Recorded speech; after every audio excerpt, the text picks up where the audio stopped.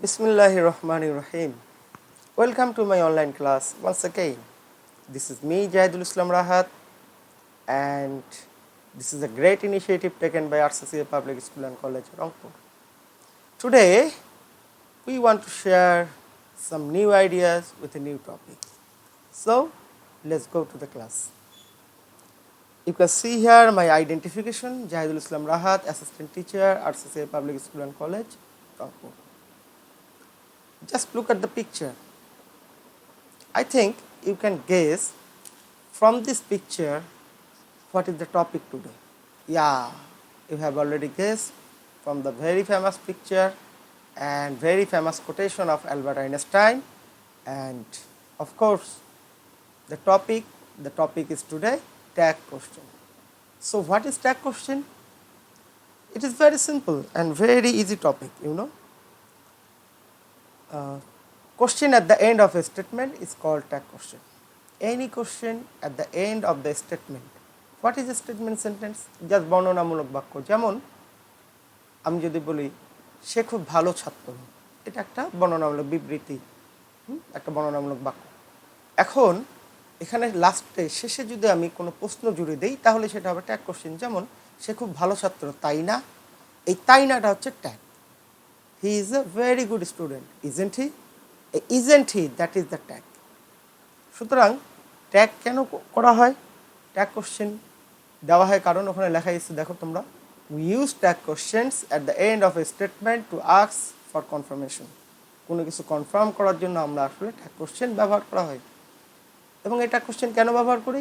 am I right অথবা do you agree এগুলো বুঝাতে, যে আমি যা বলছি তা ঠিক।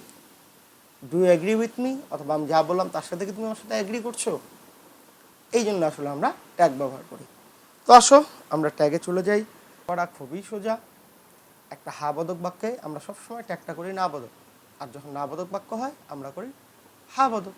Affirmative sentence negative tag, negative sentence affirmative tag.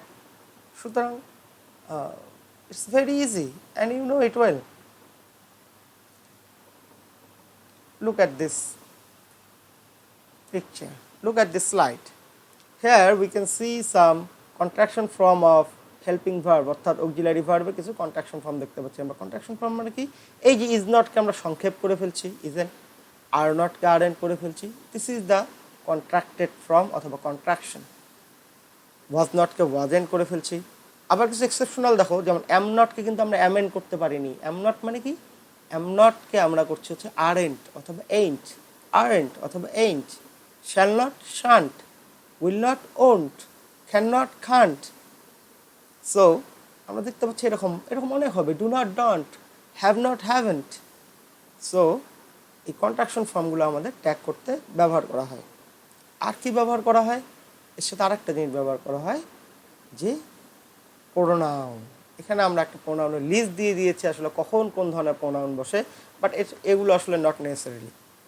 এটা আসলে খুব বেশি প্রয়োজন নেই, নট নেসেসারি, কারণ আমরা আসলে করতে করতেই শিখে যাব। আমরা আসলে we hate rules, we hate memorizing rules, we have to learn grammar by context. আমরা কনটেক্সট থেকেই আসলে শিখে যাব, এটা আলাদা করে দেখার কিছু নেই। তারপরে জাস্ট অ্যাট এ গ্লান্স যখন কোনো ছেলের নাম থাকবে বা বালক যখন কোনো জেন্ডারটা যখন ছেলে থাকবে বা পুরুষবাচক জেন্ডার থাকবে তখন হবে হি, যখন মহিলা তখন হবে শি, যখন কোনো কিছুই হবে না, পুরুষ বোঝাচ্ছে না মহিলা বোঝাচ্ছে না, যেমন বেবিদের ক্ষেত্রে তখন হবে ইট, এবং প্লুরালের ক্ষেত্রে হবে দে, জড়বস্তুর ক্ষেত্রে হবে দে অথবা ইট। এই মোটামুটি হি, শি, দে, ইট, এর মধ্যেই আমাদের মোটামুটি ট্যাগ থাকবে। তারপরে এখানে একটা লিস্ট দেওয়া আছে, তোমরা একটা ভালো করে দেখে নিও।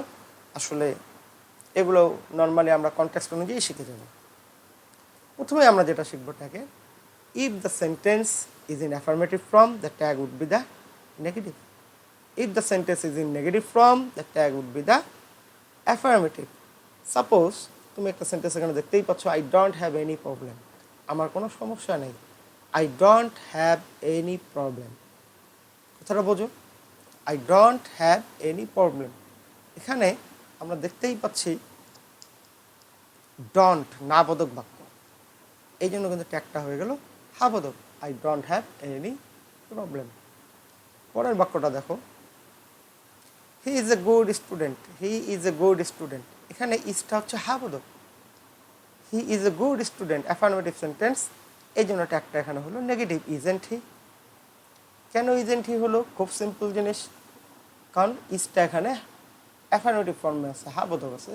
আমরা ট্যাগ করার সময় কী করবো? কিছুক্ষণ আগেই বলছি কন্ট্রাকশন ফর্ম করব, সুতরাং ইজের সাথে নট যোগ হয়ে গেল ইজেন্ট, এবং তারপরে প্রোনাউনটা হি। রকি হ্যাজ নট ডান ইট। আমরা আরেকটা উদাহরণ এখন দেখব। রকি হ্যাজ নট ডান ইট, না বোধক বাক্য, নেগেটিভ সেন্টেন্স, একটা কি হলো? হা বোধক, হ্যাজেন্ট হি। সুতরাং না বোধক বাক্যে ট্যাগ হচ্ছে হা বোধক, হা বোধক বাক্যে ট্যাগ হচ্ছে না বোধক। আরেকটা উদাহরণ দেখো, দ্য আর্থ ইজ বিউটিফুল, পৃথিবী খুবই সুন্দর। এখানে দেখো আমি দুইটা ট্যাগ দিছি, ইজেন্ট শি অথবা isn't it, both are right. Isn't she এটা অনেকেই প্রিফার করে, আমিও এটা প্রিফার করি আসলে, কারণ পৃথিবীতে যেই বস্তুগুলো সুন্দর, যেমন চাঁদ, পৃথিবী, জাহাজ, এগুলোকে আসলে ফ্যামিনিন জেন্ডার হিসেবে তুলনা করা হয়, এই জন্য এটাকে শি বলা হয়, শি। অর্থাৎ পৃথিবীর সুন্দর সুন্দর বস্তুগুলোকে আমরা শি এর সাথে তুলনা করি, এই জন্য ট্যাগটা হয় শি দিয়ে, ইজেন্ট শি। কিন্তু কেউ যদি এটাকে বস্তু ধরে ইট দেয়, হি ইজ অলসো রাইট, কোনো সমস্যা নেই, সেও তাহলে ঠিক। যেমন দ্য আর্থ ইজ বিউটিফুল, এখানে তুমি ইজেন্ট শিও দিতে পারো, ইজেন্ট হিও দিতে পারো, কোনো সমস্যা নেই। নেক্সট, জাস্ট যেটা বললাম সেটাই, যে পজিটিভ স্টেটমেন্ট যখন হবে ট্যাগটা হবে নেগেটিভ, নেগেটিভ স্টেটমেন্ট যখন হবে ট্যাগটা হবে positive. You are a student, aren't you? You are a student, দেখো ইউ আর আ স্টুডেন্ট, এখানে এটা কি পজিটিভ বাক্য, ট্যাগটা কি হয়ে গেল? আরএন্ট, আর এর সাথে নট যোগ করে দিলাম, আর কে আমরা কন্ট্রাকশন ফর্ম করলাম, হ্যাঁ, আরএন্ট ইউ।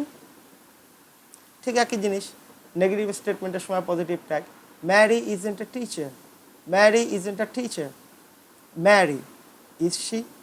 কেন এখানে ইজ শি? কারণ ইজেন্ট আছে, এখানে কি আছে? ইজেন্ট। আমি যদি পয়েন্টারটা নিয়ে যাই, তোমরা দেখো ম্যারি ইজেন্ট, এখানে ইজেন্ট আছে, এই জন্য আমরা ইজ করে দিলাম, অর্থাৎ পজিটিভ ট্যাগ করে দিলাম। আশা করি বুঝতে পারছো। নেক্সট, আচ্ছা নেক্সটে যাওয়ার আগে তাহলে আমরা এই ব্যাপারটা একটু ক্লিয়ার করে ফেলি, যে ট্যাগ আমরা কীভাবে করতেছি, যেই অক্সিলারি ভার্ব থাকবে ঠিক সেই অক্সিলারি ভার্বের সাথেই আমরা প্রোনাউন বসাচ্ছি। প্রোনাউন কীভাবে বসাচ্ছি? ছেলে যদি থাকে তাহলে হি, মেয়ে যদি থাকে তাহলে সি, অথবা কোনো কিছুই যদি না হয়, বস্তু বা জড় বস্তু এই ধরনের কোনো কিছু বোঝায়, তখন কিন্তু আমরা ইট অথবা প্লুরাল নাম্বারের ক্ষেত্রে দে বসাচ্ছি। এই ইট, দে, হি আর সি এর মধ্যেই কিন্তু ট্যাগ। আচ্ছা, আরেকটা ব্যাপার কি, অক্সিলারি ভার্বের সাথে আমরা অক্সিলারি ভার্বটাকে আমরা কন্ট্রাকশন ফর্ম করতেছি, অক্সিলারি ভার্বের সাথে নট যোগ করতেছি, কখনো নট যোগ করতেছি না। ওই যে বেসিক রুল, যেটা হা বোধক বাক্য হলে না বোধক ট্যাগ, না বোধক বাক্য হলে হা বোধক ট্যাগ, এটা হচ্ছে বেসিক, এটা কিন্তু আমাদের সবখানে কাজে লাগবে। এখন আসো আমরা পরবর্তী কনটেক্সটটা দেখি। এখানে কনটেক্সট কী দেওয়া হচ্ছে, যে there is equal to there, অর্থাৎ যেই বাক্যগুলো দেয়ার দিয়ে শুরু হবে ট্যাগও সেখানে দেয়ারই থাকবে। যেমন there are many problems, there are many problems, হা বোধক বাক্য, ট্যাগটা হলো হচ্ছে আর এন দেয়ার। আরেকবার দেখো, দেয়ার আর মেনি প্রবলেমস, সেখানে অনেক সমস্যা, এটা হচ্ছে হা বোধক বাক্য, এই জন্য ট্যাগটা কী হয়ে গেল? না বোধক, আর এন দেয়ার। ঠিক একই জিনিস দেখো পরটা, there are many people at the party, পার্টিতে অনেকগুলো লোক ছিল, ওয়ারেন্ট দেয়ার। কেন এখানে ওয়ারেন্ট দেয়ার হলো? অনেকগুলো ওয়ার ছিল, ওয়ার থেকে ওয়ারের সাথে নট যোগ করে দেওয়া হলো, কন্ট্রাকশন ফর্ম করে দেওয়া হলো, ওয়ারেন্ট দেয়ার। ঠিক আর একটা উদাহরণ দেখো, there is a pond in our village, there is a pond in our village, আমাদের গ্রামে একটি পুকুর আছে। এটা কি বাক্য বলো তো? অবশ্যই হা বোধক বাক্য, সেজন্য ট্যাগটা কী হয়ে গেলো? জাস্ট না বোধক হলো।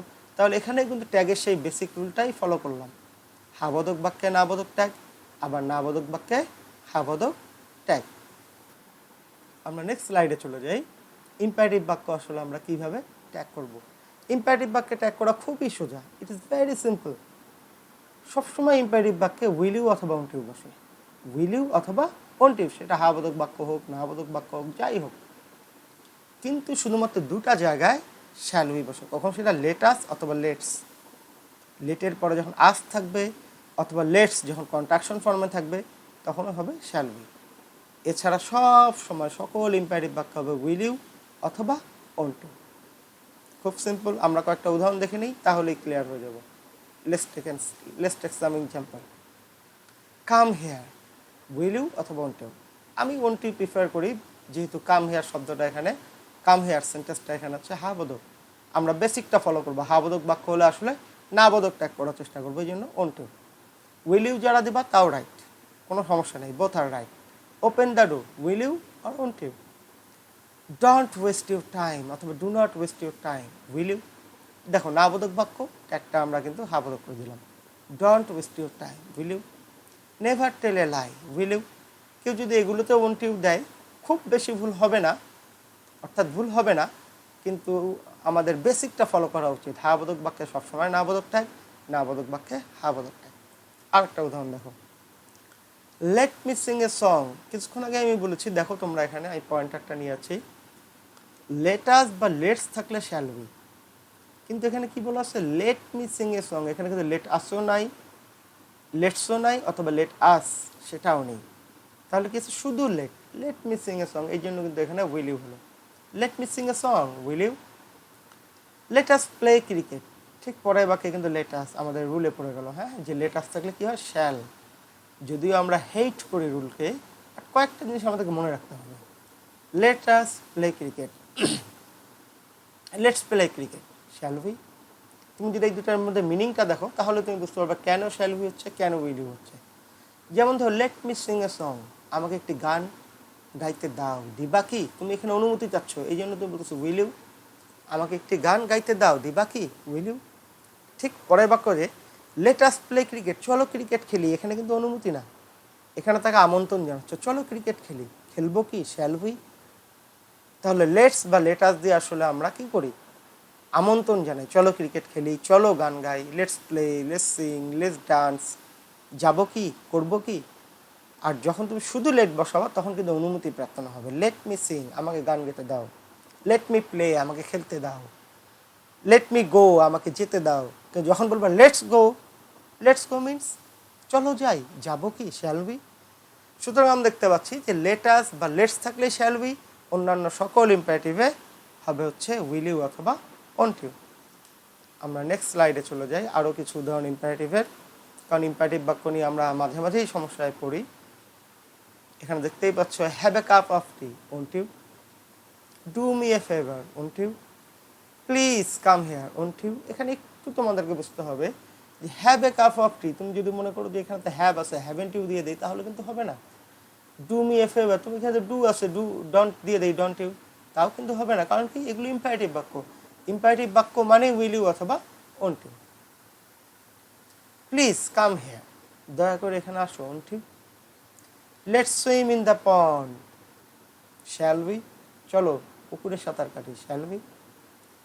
Late them swim in the pond, but এই বাক্যটা দেখো, let them swim in the pond, এখানে কি বোঝাচ্ছে, তাদেরকে পুকুরে সাঁতার কাটতে দাও। আগের বাক্যটা ছিল চলো সাঁতার কাটি, আর এটাতে বলতেছি তাদেরকে পুকুরে সাঁতার কাটতে দাও, অনুমতি চাচ্ছি, ওন্ট ইউ? ওকে, সুতরাং আমরা ইম্পারেটিভ পর্যন্ত ক্লিয়ার হয়ে গেলাম। আসলে ইম্পারেটিভ বাক্য খুবই ইজি, এখানে হা বোধক বাক্যে না বোধক করা হয়, না বোধক বাক্যকে হা বোধক করা, এই বেসিকটা আমরা মাথায় রাখবো।